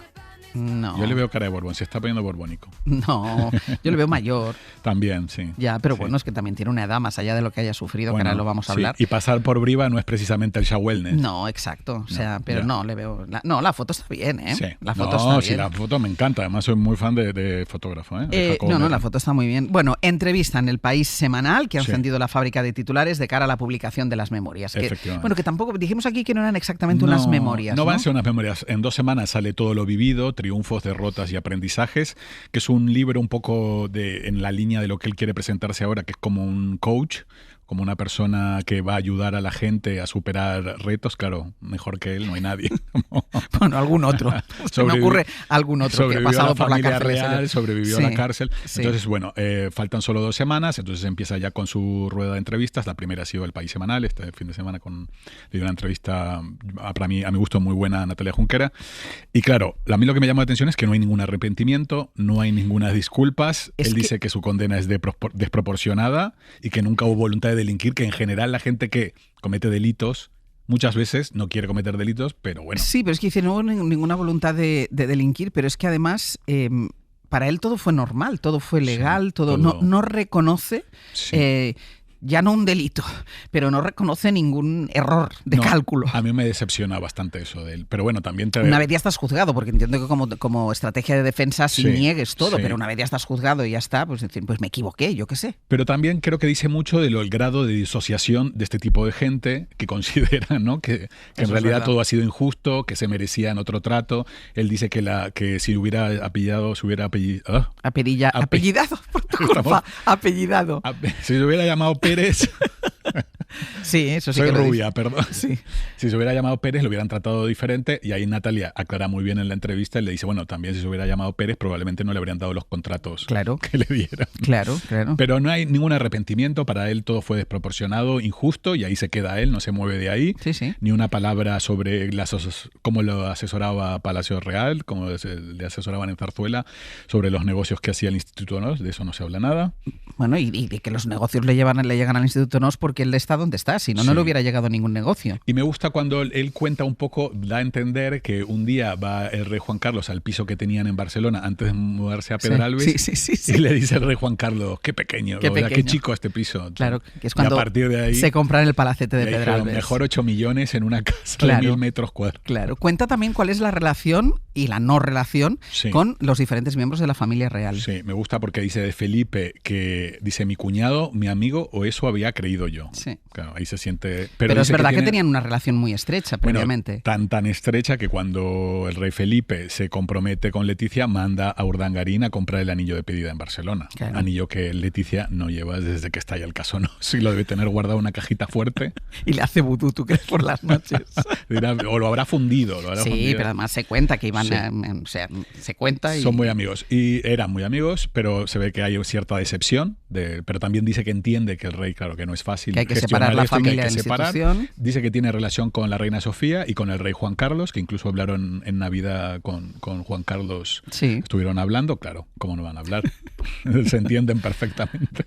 Sí. ¿No? Como las dos Juan Carlos es igual, considera que todo es injusto. Bueno, es que él también le defiende, al menos en la entrevista hay algún momento de defensa, porque creo que la pregunta es, ¿considera que el comportamiento de don Juan Carlos ha sido ejemplar? Que ha intentado hacerlo mejor. Claro. Todos han intentado hacerlo mejor y lo han hecho de culo. Sí.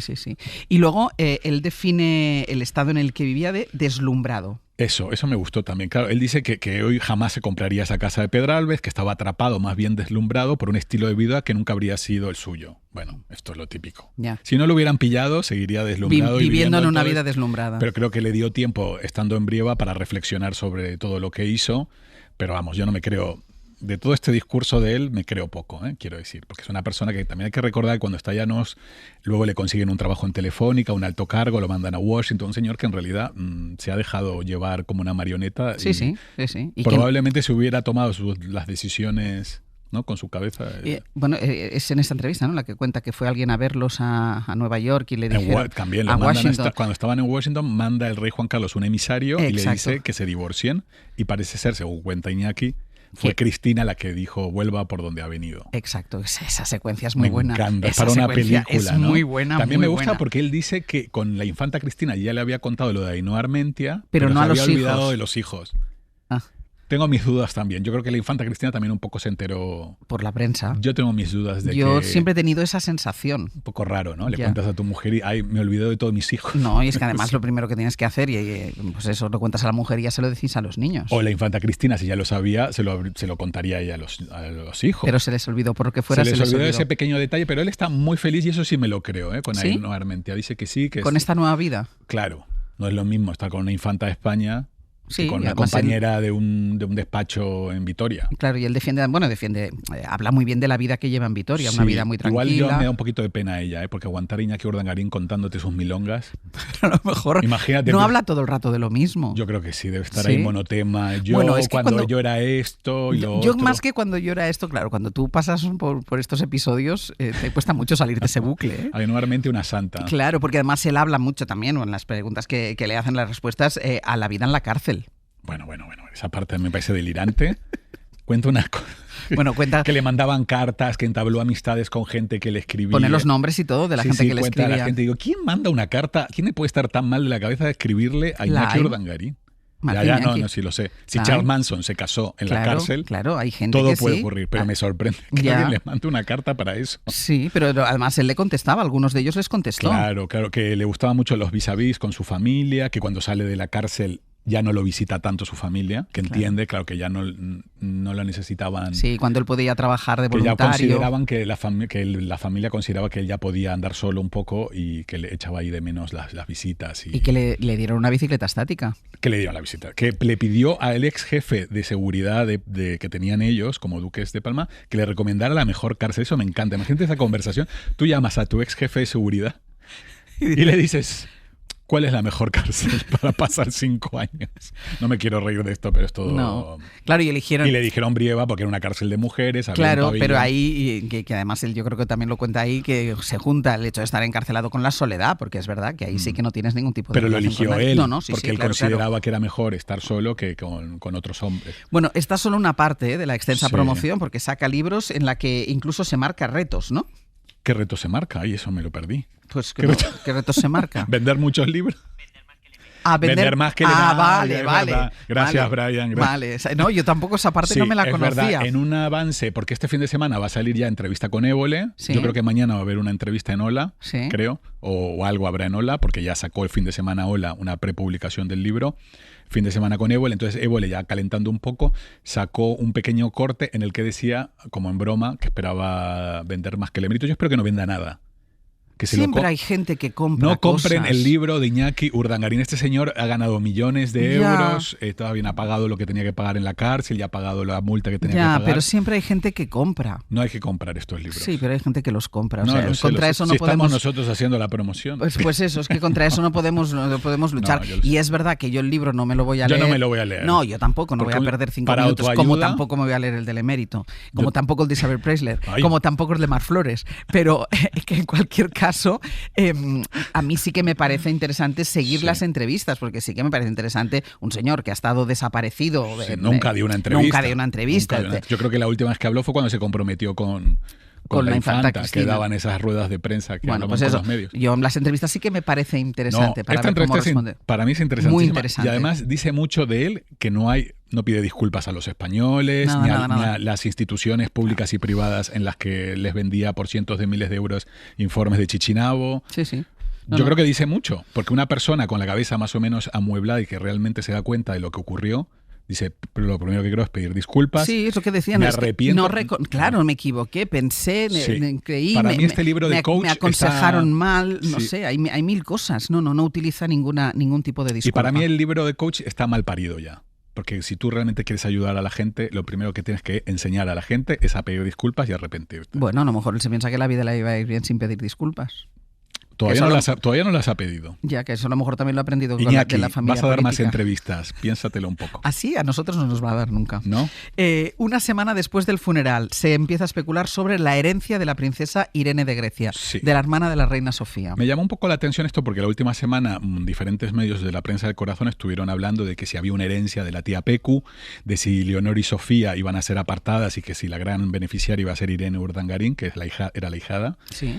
Yo creo que en realidad tía Pecu tenía poco y nada, porque lo poco que recibió de dinero cuando negoció... Pero ella hizo muchas donaciones altruistas, efectivamente, ella le inyectó muchísimo dinero a Mundo en Armonía, que era su fundación, que durante muchos años estuvo ayudando en India y en otros países en vías de desarrollo. Entonces yo creo que como mucho habrán heredado, pues no sé, un broche o nada de mayor importancia. Dinero, propiedades, la tía Pecu no tenía. Ahí los ricos griegos son las mujeres de los griegos.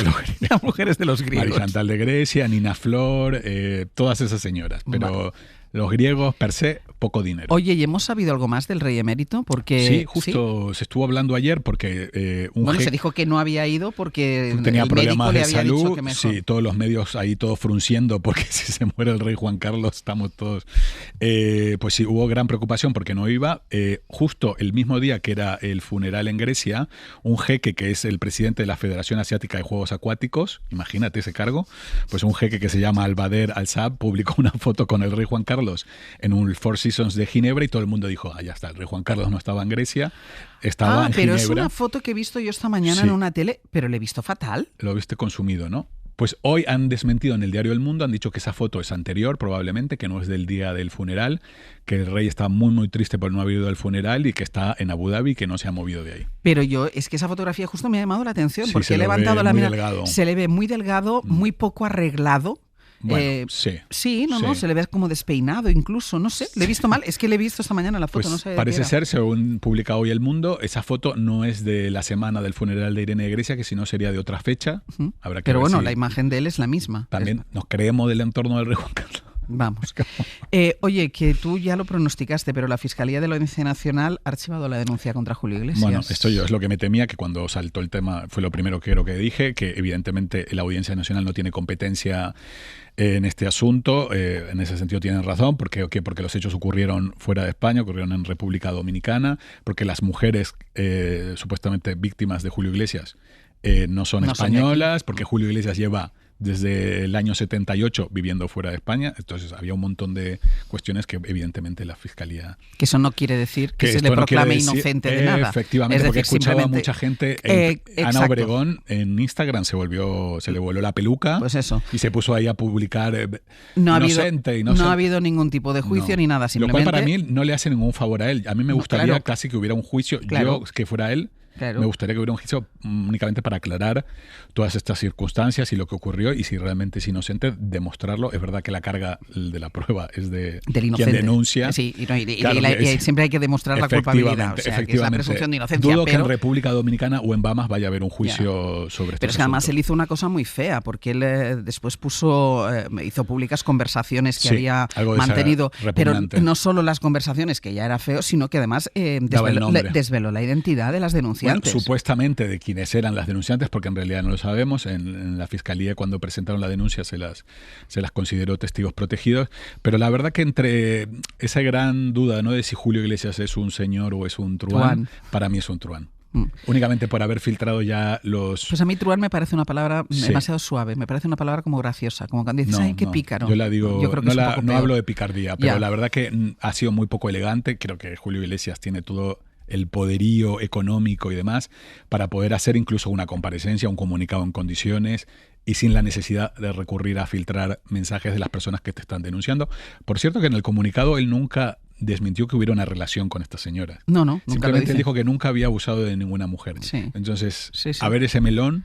si no se abre. ¿Su mujer Miranda se ha ido a su lado o qué? Eso parece ser. En estos días se publicó que Miranda viajaba a Punta Cana para estar con él. Me llamó la atención porque en los titulares era viajaba de urgencia. Bueno, porque él se sentía solo en ese momento. ¿Tú crees que se sentía solo? No lo sé. Bueno, pues viajó Miranda, parece ser que está allí ahora en República Dominicana con él. Ojalá que celebren esto como un matrimonio. Todavía no hemos visto nada en Ola, ¿no?, de esto. No, bueno, espérate, se posa. Ya, claro, no, pero bueno, la semana que viene no, porque dices que esta semana sale Iñaki Urdangarín. Me suena que mañana, yo creo creer que mañana habrá algo de Iñaki Urdangarín en el Lola, y creo que no va a haber un posado de Julio Iglesias y Miranda, más que nada porque Julio Iglesias no quiere que se lo fotografíe desde hace muchísimos años. No quiere que se le vea. Oye, sí habla... Pero bueno, ahora con la IA... puede hacer lo que quiera. Ya, exacto. Puede mandar él fotografías manipuladas. Sí. Oye, el otro, su hijo no reconocido, sí que ha hablado, ¿no?, de las acusaciones contra su padre. Claro. Es que Javier Santos lleva años reclamando que se haga justicia porque él asegura ser el hijo de él. En su momento un juzgado de Valencia falló a favor de él. Él dice que está siempre con las víctimas. Yo creo que Javier Santos es una víctima de Julio Iglesias en otro espectro de las cuestiones, pero otra víctima. Pues la semana que viene más. Pero bueno. Ya, ha volado. Ha volado el tiempo. Siempre vuela. Barba no me deja tiempo. Le vamos a recortar algunas plantas. Vamos a recortar algunas plantas. Hasta la semana que viene. Hoy por Hoy Magazine. Ser Podcast. Casal, ¿qué tal? Buenos días. ¿Qué tal? Buenos días, Ángel. Francino, buenos días. Buenos días. Venga, contadnos. Celebra Francino, que está el del gorro en la Claro, cena. es el momento, el del sombrero vaquero. Bueno, nosotros charlaremos en directo en Hora 14 con una de las personas que hoy está eufórica con la noticia de la regularización de inmigrantes pactada por el Gobierno y Podemos. Nos va a contar en el programa qué supone no tener papeles en España y cómo se vive en un país en el que trabajas pero que eres invisible, que nadie te reconoce.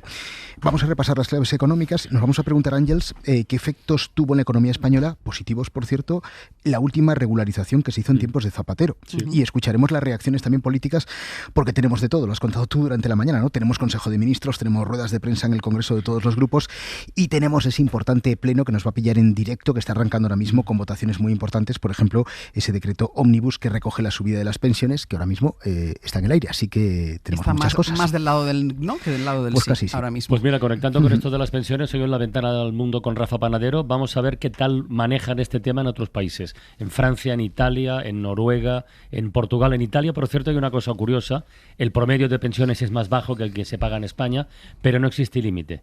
O sea, existen las pensioni d'ori, que son las que, bueno, la gente que tiene más pasta y que ha cotizado más. O sea, puede tener una pensión brutal. En España el límite creo que son 3.360 euros al mes. Pues ahí no hay límite.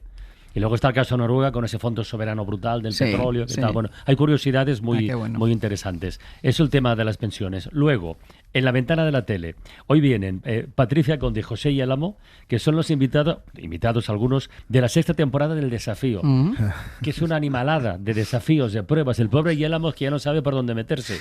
Me he enfrentado a un montón de desafíos, derrumbes, inundaciones con agua por aquí. Me han perseguido con un cuchillo en la mano y tengo el récord mundial de entrevistar más de 2 horas y media a Miguel Ángel Revilla. Que eso no lo tiene cualquiera. En este primer desafío tengo Ese que es un bailar, récord, efectivamente. No, pero es que en esta edición creo que se ha roto un par de costillas y tal. Así el desafío... Es un poco bestia. Tenemos un desafío más modesto en Todo por la Radio, el que hace Iturriaga, de preguntas, que no está mal. Y luego quiero recordar que seguimos con las audiobiografías, como la de Juan. La vida me parió en Andalucía, en las sierras de Ronda, ciudad soñada, decía el poeta. Hijo de Juan y Mariana, fui canario por intención y soy extremeño de adopción. En el alma el alentejo, en Brasil el corazón. Mantengo mi andaluz con orgullo y amo en portugués a una burgalesa poco castellana. Mis hijos se han criado en el Corral de la Cigüeña. Los pájaros mi segunda casa son, y el catalán desde hace poco me acompaña para seguir las noticias de la mañana. Y algunas tardes me asomo a la ventana. En esta vida aún me queda por aprender a cantar como Pepe Marchena o Rosalía, a escribir como Rob Iniesta y a ser invisible. Con eso todo lo tendría. No se puede pedir más. Oye, no se puede pedir más. Qué maravilla, ¿no? Una maravilla. Los oyentes envían unos audios impresionantes y estamos ya en la última semana de mes, con lo cual se aproxima la votación. Ah, bueno, pues nos pondrás aquí por la mañana al ganador. Sí. Pues os escuchamos, hasta chicos. Luego. Hasta luego. Adiós. Perteneciste a una raza antigua, de pies descalzos y de sueños blancos. Fuiste polvo, polvo, eres, piensa que el hierro siempre al calor es blando. Hoy por Hoy Magazine. Ser podcast.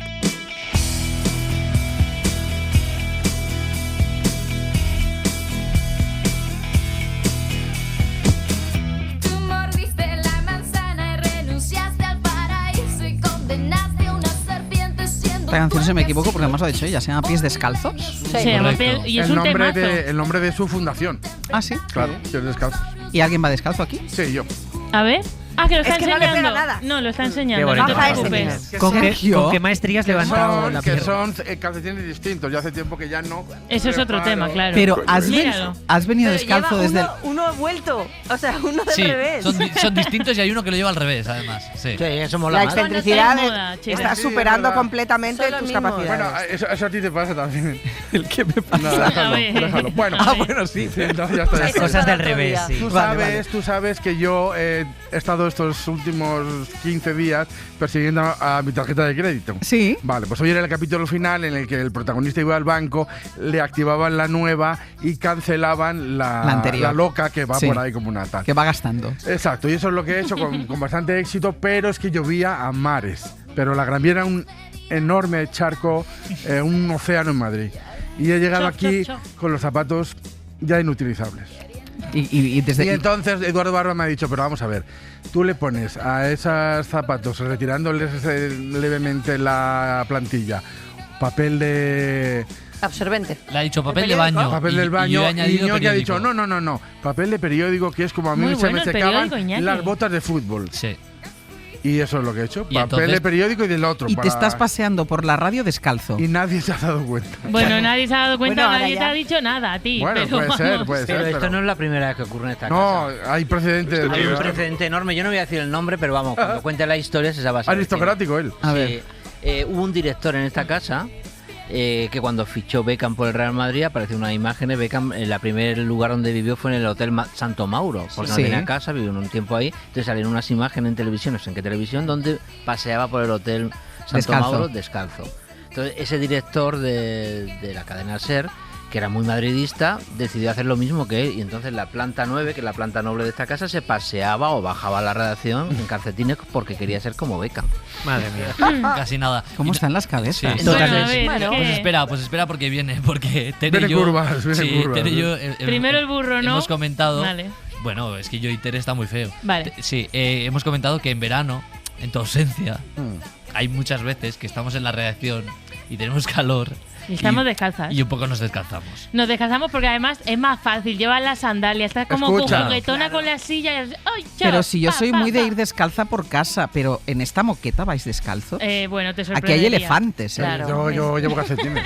Deberían ponerse las bolsitas estas de entrada a quirófano. Sí, o lo de los aeropuertos, lo que te dan cuando tienes que sacarte los zapatos. Esos dejamos, pero es que ir descalzo es lo mejor que hay. No, sí, yo eso no lo niego, ¿eh? Pero en un entorno natural controlado. O controlado. ¿Os acordáis en Mad Men, el jefe aquel que nunca llevaba zapatos? ¿Es verdad? Claro, es verdad. Sí, que siempre iba en calcetines. ¿Es verdad? Que ese es el que estuvo obligaba a todos claro, es que me he acordado por eso, que obligaba a todos los que entraban en su despacho a descalzarse. Cooper se llamaba. Y hay casas en las que eso pasa, como la tuya, Sergio. Sí. En la mía claro. Pero entonces, hoy cuando llegues a casa, ¿qué vas a hacer? Quitarte los calcetines, porque has andado por esta casa todo el rato con estos calcetines. Yo de aquí voy a un lugar donde pondré otros, que es el badminton. Y en esas y con esas medias de badminton ya iré a casa. Pero si está diluviando, no te pongas las zapatillas de badminton para ir a casa. No, eso nunca. Las que ya tengo ahora. Ah, los calcetines. Yo cambiaré calcetines y con estas zapatillas, aunque ya lleguen destrozadas, llegaré a casa. Deporte barefoot, que es lo que se lleva ahora. Es verdad, por cierto, está muy de moda. Está muy de moda hacer Mira deporte. Luis Enrique cómo andaba en el documental. Claro, Luis Enrique, pero andaba sobre la hierba. Sobre la hierba y el tema Marcos Llorente también está muy de moda, el grounding. Ahora Oye, pues vayamos todos descalzos. Claro, venga, pues no sé yo, Mira, ahí en la entrada de la radio que pongan así como unos zapateros y a medida que vamos llegando nos vamos quitando todos los zapatos. Es muy nórdico. Lo que nos faltaba. ¿Te imaginas? La gente se llevaría el zapato equivocado, le empezaría a contar, ¡te has llevado mi zapato! Hoy por hoy.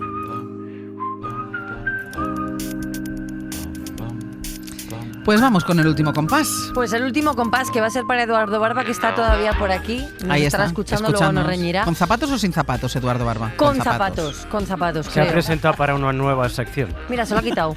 Y además hoy ha venido con dos palitroques. Sí. Con dos. Que él dice que eso va a dar flores. Claro, ahí está la cosa. Nos ha dicho que venía a plantar dos palitos, que eran plantones a raíz desnuda. Ya veremos si es así. Pueden verlo en YouTube y hacer sus apuestas. También tienen el podcast ya para escucharse de toda la sección. Y ellos tienen un nombre con historia. Se llaman Hibisco Gandini Santiago. Están enviados desde Italia por Santiago Andrés. Y claro, Eduardo nos ha contado su fascinante historia.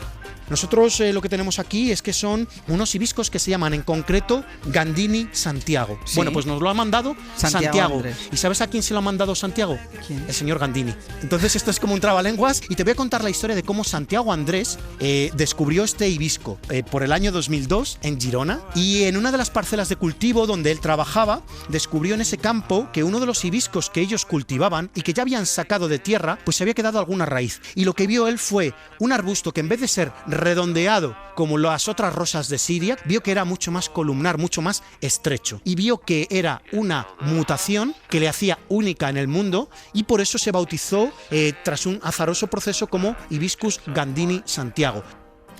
Habrá que mirar los zapatos de Sergio, porque a lo mejor también descubrimos ahí una planta. La podemos patentar. De raíz desnuda. De raíz desnuda. Un hibisco entre los dedos. Venga, vete despidiendo que...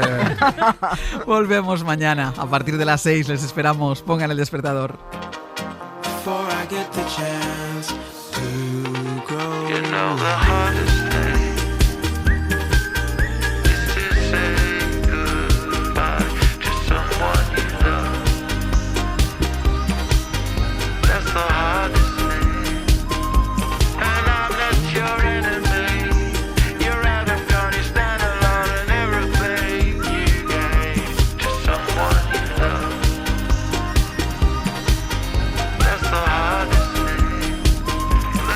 Hardest thing.